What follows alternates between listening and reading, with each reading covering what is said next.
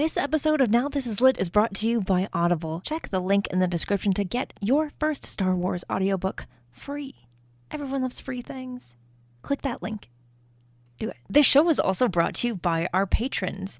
If you want to support the show in a different way, with just $1 a month, you can join our Patreon at patreon.com/StarWarsLitPod. You can get a sticker. You can get access to an exclusive show that we do every month that's wild and chaotic and fun and something you can only get by becoming a member of the Patreon. There'll be so many more perks very, very soon. But for now, do you want a sticker? Do you want a sticker that has a Now This Is Lit logo? Because it's fantastic and I love them. But I also want to give them away because there's just a stack of stickers on my desk. So if you want one, $1 a month. Patreon.com/StarWarsLitPod. A long time ago in a galaxy far, far away.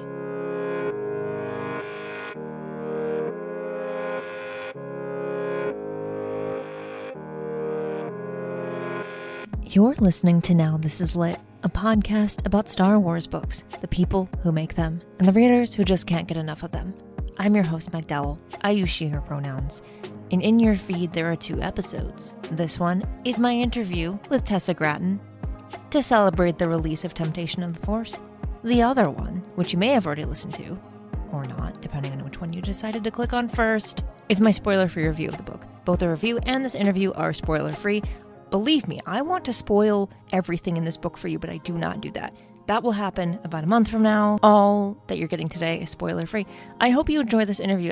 This is the second time I've gotten to talk to Tessa about all the High Republic things, and it's just, it was even more fun this time somehow. I didn't think that was possible. I love having authors on more than once because we get to go a little more in-depth with things, and it was worth it. I hope you enjoy.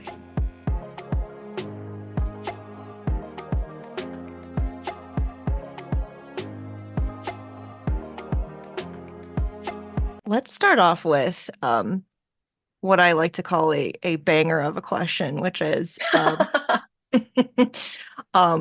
what's it like to write Marchion Ro? Because not everyone who writes in the High Republic gets to do that. And of course, in Temptation of the Force, you did get to do that. So let's talk about what that's like. It was very exciting when it was finally like my turn to really dig into him and what's going on. And, I had several conversations with Charles, who originated the character and also has been like keeping track of what he's doing and why, and like his emotional like drive, I guess, in as much as he has an emotional drive. Right. So I talked with Charles a lot about where Marchion needed to be at the beginning and at the end of this book to lead into Charles's grand finale. Yeah. And also, I did do my homework where, I went back and reread all of the adult books from phase 1 with an eye toward like highlighting and like putting in sticky notes where there were moments for the characters I was going to be using, for me to like just remember, okay, this, and these are the little hints that maybe I can dig into deeper. And so like on that level, it was the same sort of like pressure as writing Avar and Elzar, and not Vernestra, because I'd written Vernestra before. Right. But it was exciting, and also I knew I wanted to bring in as much as I could of what I love about the Evereni in general, and like Marda and his ancestors. So I really had a good time trying to do that. And the one discovery, it's not really a discovery, but realization I had when I was pulling together my thoughts about Marchion was that I think he is like always amused. Like he has this really deep-seated sense of humor, a very like sharp wit that he doesn't always share with other people. But if you're in his head, then that really needs to be part, I thought, of like the overall sense of him, like as he's trying to figure things out and having his little like side quest Yeah. um to like have it from this really like dark, dry sense of humor. So I that's where I found like my fun and my real in to writing Markian. Yeah, and you wouldn't think he would be fun to write, but yeah, he's very like I think he's gotten more and more interesting as the High Republic has gone on. And I think, I wish I could spoil things and I can't, but I think that his stuff in this book I think is my favorite from him so far. It's very interesting and kind of eerie and in all the ways that it should be. Yeah. Yeah. I was really excited, because at this point we get to start revealing more things. Yeah. Because in phase one, everything about Markian had to remain like a mystery for the most part. Like you could use him and show him being villainous and interesting and scheming, but we're getting to the point now where we get to be like, oh, but this is what is actually going on. Like this is what, he actually thinks and what he wants. Yeah, and it's been very much getting inside his head a little bit up to this point, but not too much. And in Mm-hmm. this book, really kind of starts to break that down a little bit. And oh, it's so Yeah. good. It's so good. I can't wait Thanks. for, yeah, I can't wait for more people to kind of get to that. And well, there's a lot of things in this book. I can't wait for it's hard sometimes to have read this book like a month and a half ago and be like, well, I can't say anything and no one else is reacting. I don't know how to handle this. So. Yeah, it was when the review embargo lifted on May Mhm. 28th, my day was basically just like ruined because I like I didn't know what people thought about the book. Mhm. I didn't know what people were going to react to. And so like I kept getting like alerts and like people tagging me in reviews, and of course I couldn't resist looking at them. And so I was just like, oh god, oh whew. And I basically got no work done because I was just like on pins and needles and like sweating all day. But so far so good. People seem to like it. Mm. So Yeah, I think a lot more people are going to like it once more people get to read it. I will say that the morning that I finished it, I should have been doing other things, but I was like 5 chapters away from the end, maybe a little bit more, and I was like, there's no way that I'm stopping now. So also didn't get anything done at that point. Yeah. Worth it though, 100%. Excellent. Yes, I finished it and I was like, well, I don't know what to do with my life now. It's like, how do you continue on with your normal day-to-day activities when you've just read that? Well, I hope everyone takes warning. I mean, make sure you don't have anything you have to do later when you finish the book. Or make sure your deadlines Or aren't like start. too severe. Yeah. Yeah. Um, Also, you had to do a little bit of homework in that you had to go back and read some High Republic books of previous publication, and that just sounds absolutely awful. I'll just say that. Yes, Um, I suffered the whole time. so you had kind of a unique experience with this book and the last book in the High Republic, being that you were involved in doing both of them, and the way that the timeline goes, you were not only able to kind of bring some characters from the book you and Justina worked on into this one, but it kind of was what ended up being one right after the other. Um, so I'm wondering what that's kind of like to be able to take some of these characters that you worked on in Defy the Storm and bring them over to this next installment. It was, that's one of my favorite things about writing for the High Republic Yeah. is trading characters back and forth and figuring out who's using who and, where everybody is. Sometimes it turns into a nightmare with, all 12 of us being like, wait, who's where? Yeah. What's going on? Especially at various like climactic moments. when we were trying to figure out the final big battle of phase two, there were so many phone calls. It was like, okay, this is the situation now. Here's this, that, and the other. And to be honest, that's one of the reasons that I really wanted to bring Xylan Graf into Defy the Storm, because I knew nobody else wanted to use him, which I don't understand, because I've loved him from the moment he stepped onto the page and Out of the Shadows. And then I invented a Santeca for him that, I also knew nobody else would need to use. So like there was always that, okay, well, I can just do whatever I want with these two because they're not part of any other like thread of the storyline. And so that was an obvious, Care in particular was an obvious choice when I started outlining Temptation. I mean, we were still like in the middle of writing Defy the Storm because, as you pointed out, the timeline scheduling was so tight. But I was like, okay, well, I've got to use Care because Care can be that character in Temptation where I can do whatever I want because nobody else cares. So that was really great. And,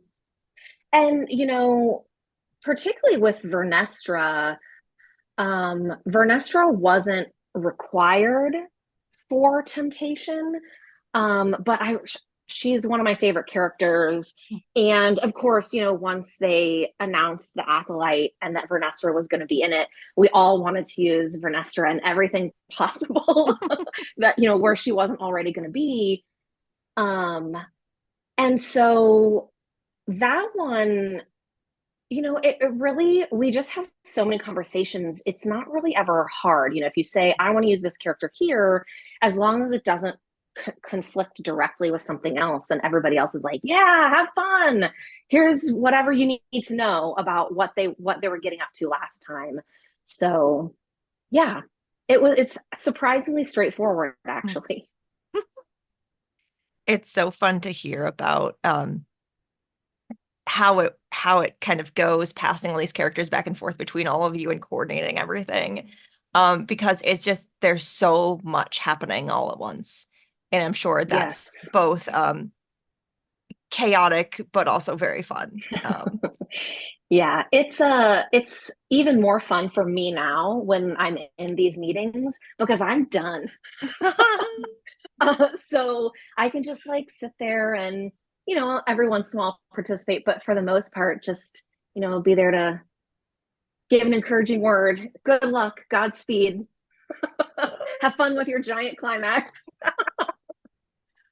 This is the second time in this interview I've been reminded that the High Republic is almost over. And every time I think about that, I'm like, I can't believe it. Yeah, it's all happened really fast. It feels very fast to me. Yeah. Partly because once I was in, it was nonstop. Yeah. Like I have not written so many books in such little time in my whole life. Even not including the other duology I was working on with Justina, the YA fantasy, even not including that, I've written too many Star Wars books in too short of time.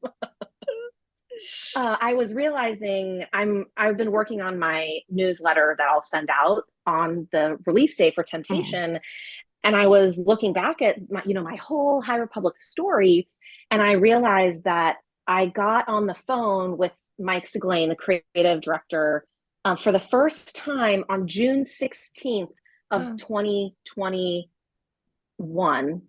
And so almost exactly 3 years to the day from when Temptation is coming out, my last book for the main initiative. So, and I was like, oh my God, it's been exactly 3 years. Woo! That's just wild. Yeah. Yeah. And I mean, it seems like a lot for us on the outside reading all of it. Oh my gosh. But I just can't even fathom being inside. And yeah, like you said, even when you're not actively participating or you're not working on something right now, even just like witnessing all of the things that happen. Yeah. Oof. There is a lot going on still. So much. Oh, I can't wait to hear more about that. No, maybe. Probably not until next July or something. I Oh, think dear. that's when the last book comes out definitely next summer, I think. Yeah. But Yeah. We still got about a year. yeah. Oh, I'm not ready. It's fine. Um, so there are I love when books do this and when Star Wars does this. There are pairings throughout this book. Where kind of two characters are paired together throughout the different stories, and you kind of get more in their dynamic. You have your Bell and your Burry. You have Karen Zylan, of course. Two-part question. Do you have a favorite pairing that you got to write? And what was the most challenging one to write? Ooh, well, in terms of like just being fun and easy, Karen Zylan would be just a quick favorite because, Zylan is so much fun to write. He makes every scene he's in better. He just elevates everything. Yes. And then Care is that like real rebel. Like his character is there for the young 10-year-old Tessa Gratton who is obsessed with the rebellion and the original trilogy and all that kind of stuff, and these like freedom fighters. And so their dynamic was really easy, even when I was being really mean to them. It was still great. The most challenging one, but also ultimately the most rewarding, would be definitely Elzar and Avar. The whole book is sort of like my my thesis on Jedi and love and attachments, and not just romantic love, but all kinds of love. And I really had to sell it. I mean, you're not supposed to have a Jedi love story, but that's what this book was supposed to be. And so just like the pressures, the outside pressures about that made it challenging. And also they have such a long, complicated, difficult history. And they're not just dealing with their own relationship, but a lot of grief and trauma. Everybody in this book is traumatized. Yes. And so it was just a really complicated, and I spent a lot of time away from my desk, just like talking out like a total like banana person in public, saying pieces of dialogue to myself and like recording things, and really trying to get their relationship boiled down to the right threads of nuance to prove the points I was trying to make. Yes. And also make it satisfying, I hope. So it was very challenging for all of those layered reasons, but I was ultimately very satisfied with their relationship and with their like story and temptation. I really hope readers are too, because I worked really hard on it. I will say you can tell that you worked really hard on it because it starts off so good. And again, I can't spoil anything, but it gets so much better. These spoiler free interviews and reviews get harder and harder every time because I'm like, oh, there's just so many things I want to say and I can't do it. But it's delightful. That's all I can say. Thank you. That leads in nicely to our last question, which is there are many different kinds of love and connection featured in this book. And I want to know why that was important to you to include so much of that, especially showing what kind of like a healthy form, perhaps, of attachment can look like, especially for a Jedi, because that's a lot. That's a lot to kind of have to unpack, and you did that. Yeah. Oh, yeah. On a certain level, that was the assignment. Mhm. And so I had to try, like give it my best. Um, but this is something that I have actually had a lot of thoughts and opinions about as a fan of Star Wars for a really long time, as I know many of my fellow fans have. And, you know, particularly writing at this time when the Jedi in the High Republic are really kind of at the height of their power. They are supposedly doing things right as they're capable of doing. At the end of the day, they're also a political organization, a huge one. There are thousands of Mm. Jedi, and they have to be controlled Mm. because there are a lot of consequences if someone with the power of a Jedi goes dark, for example, or has a really bad day and like accidentally murders someone. Um, Shout out Elzar.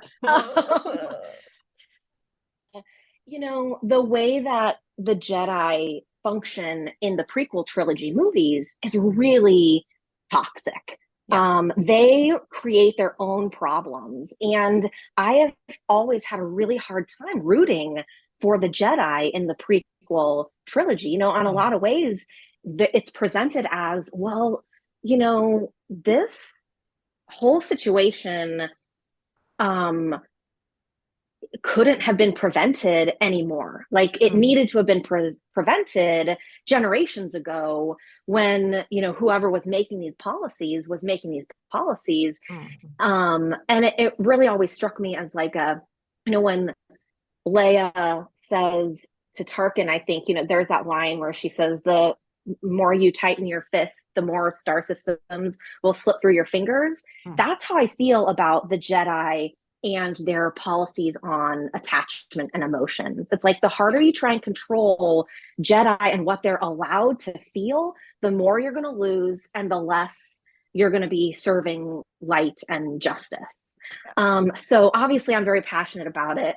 um, but I had this opportunity here to explore what if they could do it right? What if there was a way to frame feelings where it's not an either or? Like feelings, big, overwhelming feelings, like love, which everyone says is positive. So if it's a positive emotion, why aren't we allowed to have it? Mm. What if they had done better?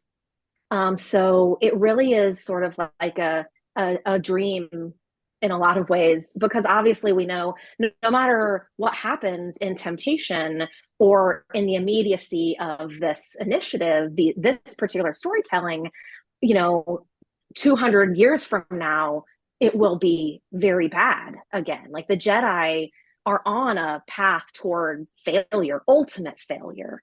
And so, yeah, it was, a little bit bittersweet for me, even though I was trying to focus on, well, these people don't know what I know Mm. about the inevitable decline of the Jedi. So how do I live in that like hopeful space and like talk about love for them, these people who are in their own like really traumatic moment?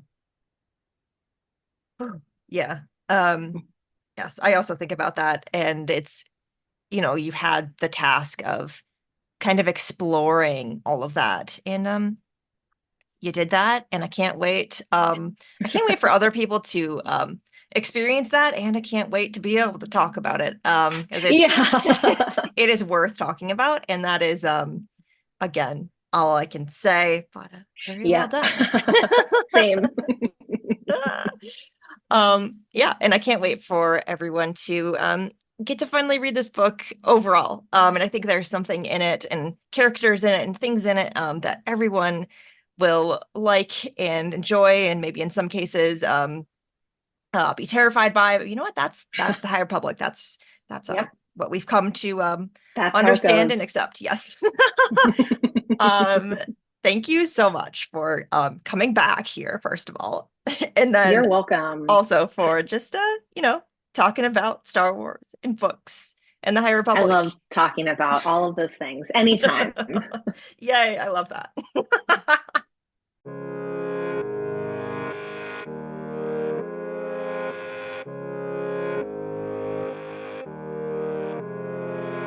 Now This Is Lit is part of the Faraway Fandom Network. It is produced by Devor Mondum and written, hosted, and edited by me. Jose Jimenez designed our podcast art. You can keep up with the show on Substack and Now This Is Lit, and find the show wherever you get your podcasts. There are so many ways you can support the show, and all of those ways are linked in the show description. The newest way is to become a member of our Patreon. For $1 a month, you can get access to an exclusive show and a sticker. And if we get 500 people to support the Patreon per month, I can hire an editor.